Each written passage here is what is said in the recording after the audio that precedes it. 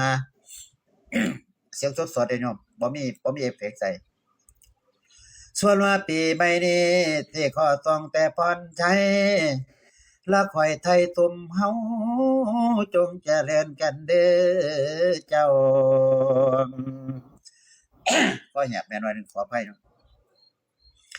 และจะได้ตุนตีตะไว้ไตงามจะได้ลาเปรียบคือจันทร์คันอยู่ฝ่ายไตแจ้งแม่นต้องนวลขอให้มวลอันหมู่เจ้าคันปู่ย่าดอกตายายซุ่มใต้คฤมิตรทั้งพ่อลุงนบปุงป่าทั้งตุ่มอาตุ่มนาแฝงกันมาทั้งหอยหนุ่มตุ่มหมู่เด็กเล็กน้อยขลาดหล่อนแม่นสู่คนปีใหม่แล้วเริ่มต้นตักกะลาดไก่มา